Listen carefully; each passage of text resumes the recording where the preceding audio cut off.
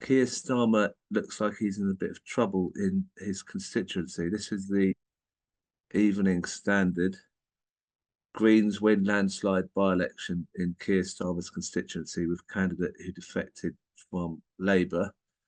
And on top of that, we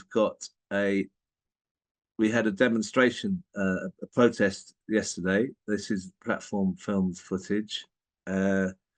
I'm just going to play a short clip of this demonstration, and then we've got people in Keir Starmer's constituency to talk about what's going on. Palestine! Free, free, Palestine! Free Palestine! Oh, please take my flag. Take my flag, please.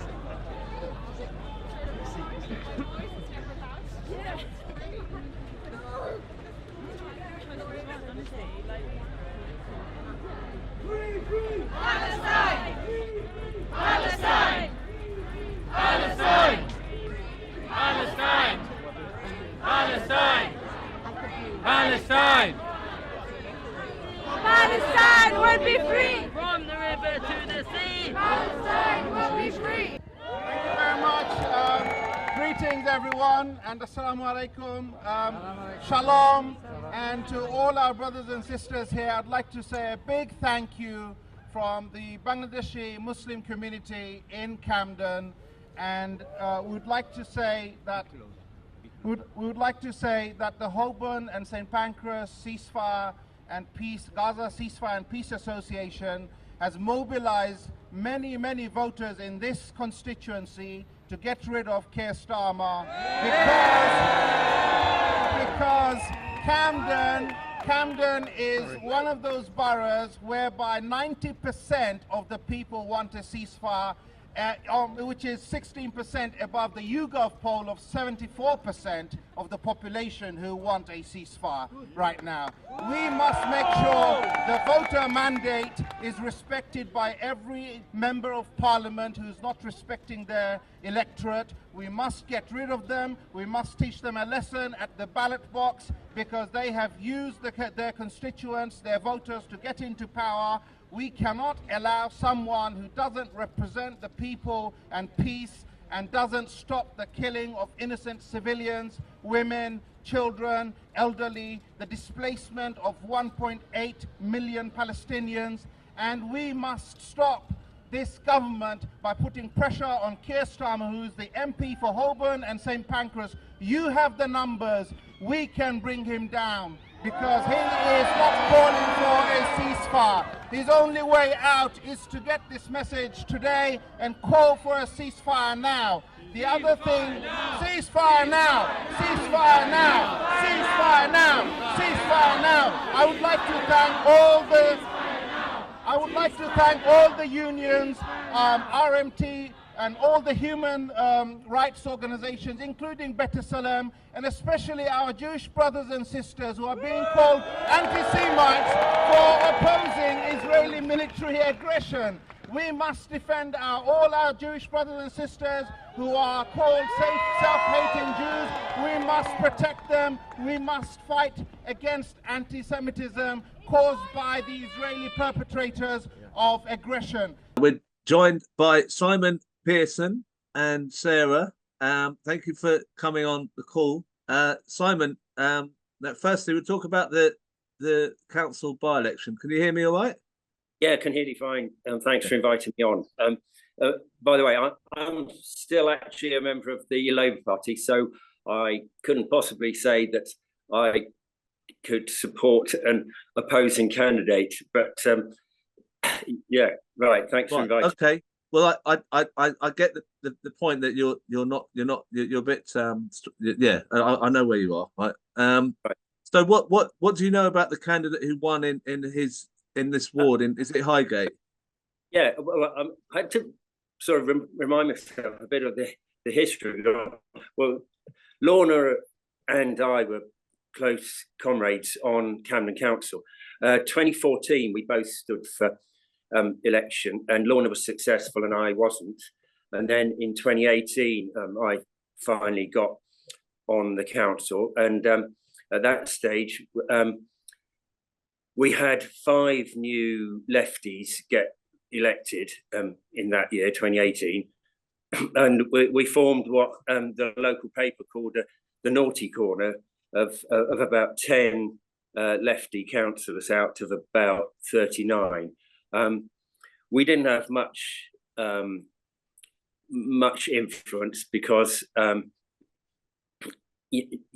everything that we suggested tended to be neutralised.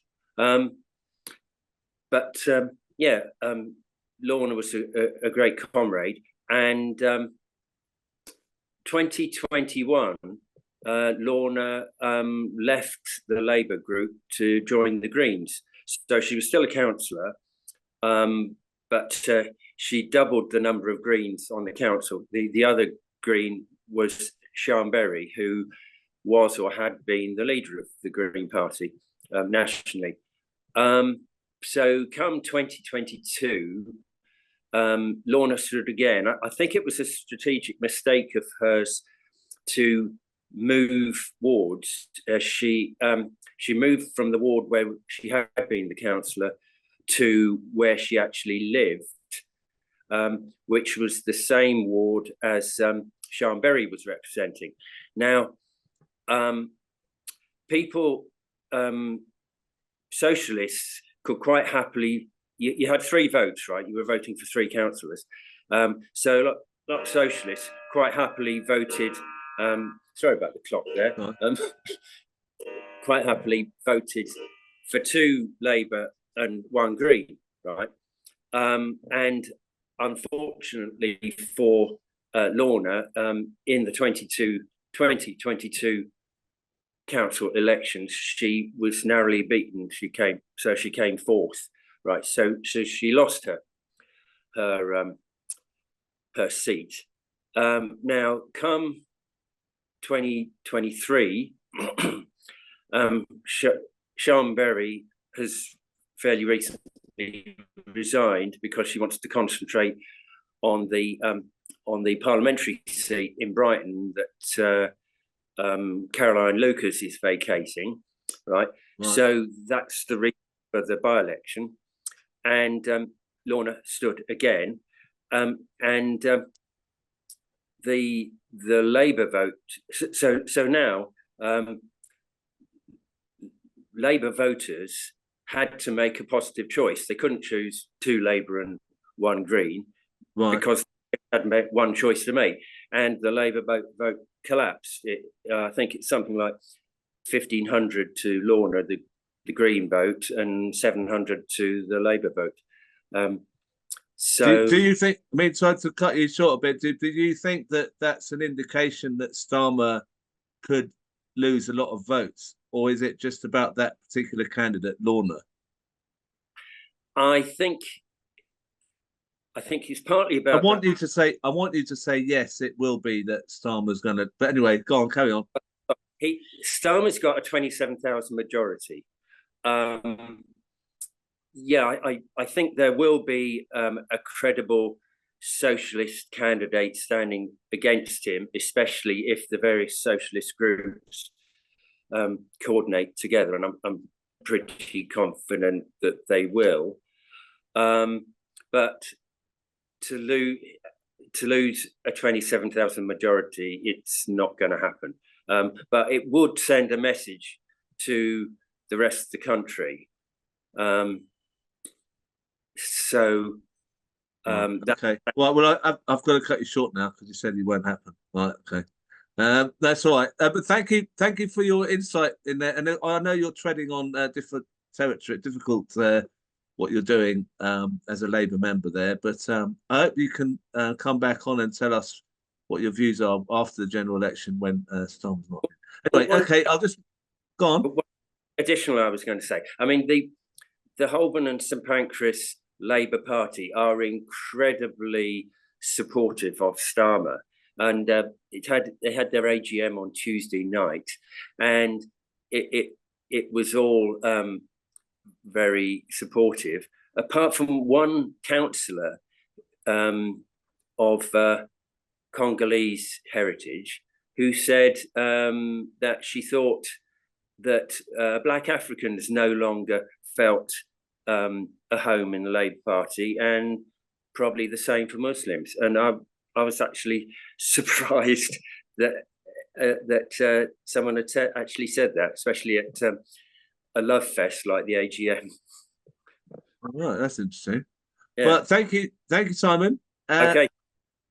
Now, Sarah, you were on the show a few weeks ago because you had a letter that you sent to the council and to Starmer. Is that right? About what's happening in Gaza. Can you tell us if you've had a reply or what's happened since?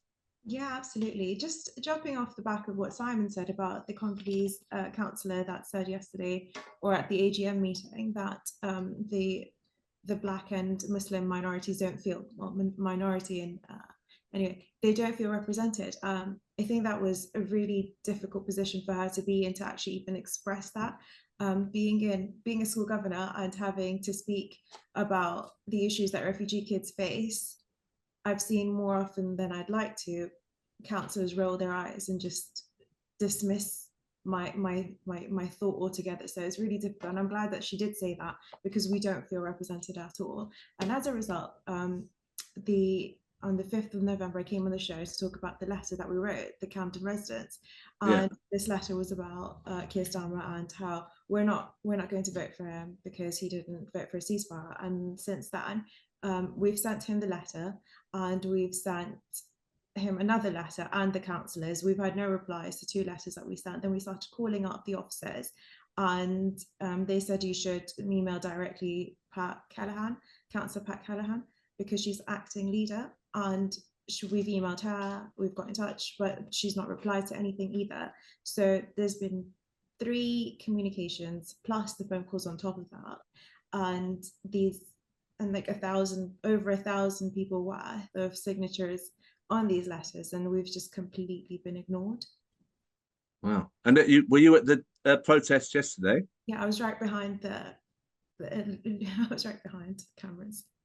And what was it? Because you had one 2 weeks, was it 2 weeks or 3 weeks ago, which was the largest protest someone said that they'd seen in Camden. So was it still, the numbers look quite big again? Is that the case?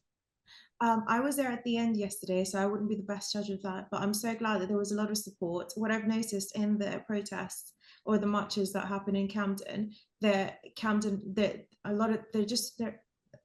residents, but a lot of Westminster residents, a lot of North London residents that come, and they really want to get rid of Keir Starmer. So no matter what anybody says, nobody's happy with him. And you're working, you're sort of liaising, I mean, with other people who are opposed to Starmer as well. So that there is some kind of movement going on there. Is that right? Yeah, there's a lot. We're talking to a lot of people with regards to removing Keir Starmer, and any Labour representative that has not voted for the ceasefire, which pretty much the majority. So people come and ask me, like, who would you vote for instead if we don't have Tory or Labour, because it's bound to be one or the other. And I say, no, we're going to change that. We're going to change that narrative entirely, and that's the aim. So yeah, trying to get as far wide as possible to get independence, and anyone who did vote for a ceasefire, those are the people that we would like to back as councillors, or just as people that we would like to have in place. Well, look, that's great. Look, we'll come back and speak about this again, I'm sure, because everyone here wants to see the end of Sir Keir. I'm pretty sure 99% of people on this call do. And I'm sure they'll want to come down to Camden as well and support the campaign. So thank you for all you're doing.